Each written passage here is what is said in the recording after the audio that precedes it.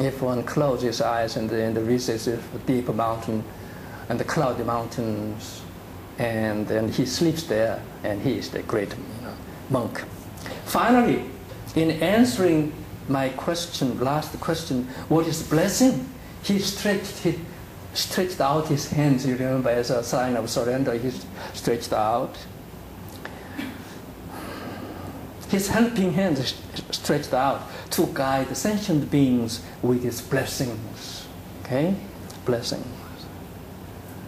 Oh, what an enlightened Zen master, the pilgrim monk is saying. How profound is his teaching. Okay? That was the explanation of, and he left. When the attendant monks returned, the master of silence scolded them thus. Where have you been all this time? A while ago I was embarrassed to death and almost ruined by an inquisitive pilgrim. The end of the story. Now, a few points. Master Chung is saying, what is the essence of the teaching of the Hatha Sutra? Seeing clearly that the 5 aggregates are all empty. However, Master Chung goes one step further. Well, that interpretation is good for the Buddhist monks. So there's a master of silence. He might have been enlightened to the truth. He doesn't have to say anything. And of course, he was totally ignorant. Humbug Zen master, he was. The Master Chung is saying, look, we have to bring this Buddha Dharma into the actual world where you have to drive a car during the rush hour and all kinds of bad drivers. But remember, we learned one lesson. Totality of equalness. Remember? Once I got a ticket and I had to go to the driving school. No, what do you call the school? Not to get the point. What is traffic school? And one of the points was this: the instructor saying, everybody thinks he's the best driver, and all the rest are the bad drivers. And everybody's thinking that way. And something's wrong in this. Now we must learn equalness. Everybody equal, okay?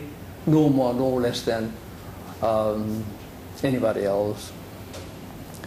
So what we have to do with this essence of the Hatha Sutra, seeing clearly that 5 aggregates are all empty, that's the important first step. If you think this body will live forever, you are deluded.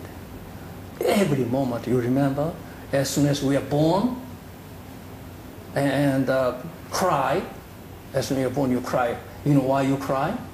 Because, I've come to this horrible world where I'm going to suffer, and I'm going to continue dying until I am buried. Oh my gosh, I shouldn't come to the world. That's why the baby cries.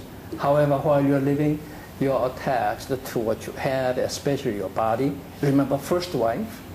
Remember, if you are enlightened, you understand the essence of the Hatha Sutra. That's a very important first step. However, we must have a different attitude to life. This world is a wonderful world, paradise, promised wasteland, depending on what kind of mind you have.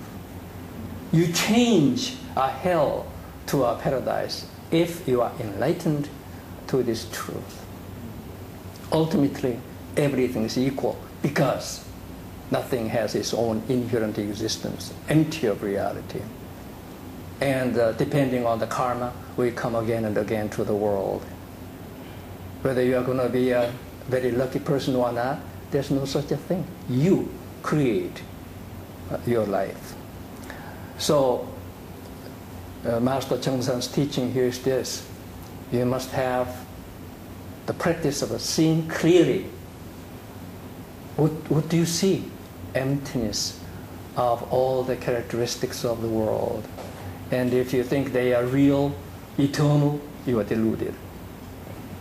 On the other hand, you have to discharge your duty as a citizen, as a son, as a daughter, as a father.